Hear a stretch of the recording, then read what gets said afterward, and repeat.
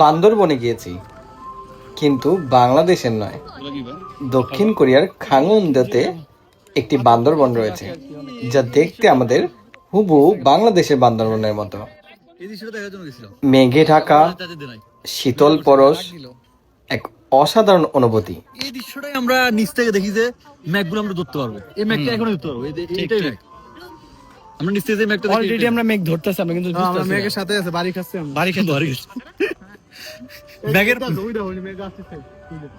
ওখান থেকে মনে করছে আমরা মেঘে আছি, আর আমরা এখান থেকে মনে করছি ওরা মেঘে আছে। Right.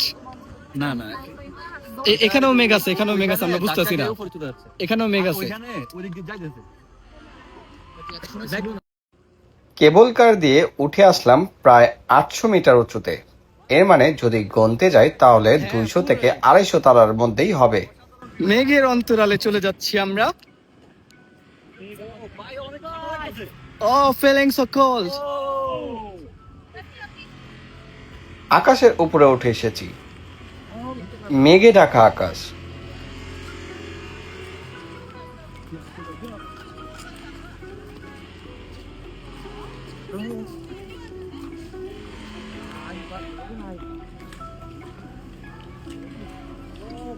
Wow, little Bangladesh is here.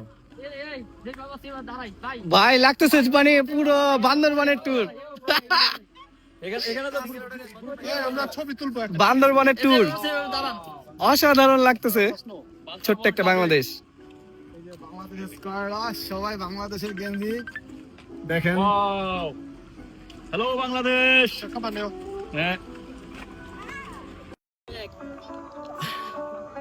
বাংলাদেশটাকে দক্ষিণ কোরিয়াতে আমরা নিয়ে এসেছি এবং আমরা অনেক খুশি যে আমরা এটা করতে পেরেছি।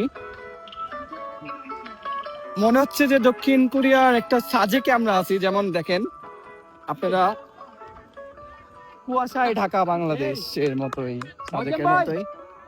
ওই ভাই, মজম ভাই, রিটার্ন করতে হইব। রিচান ছবি উঠাবে এখানে, ছবি। হ্যাঁ কি স্যার, ম্যাগ উঠতেছে।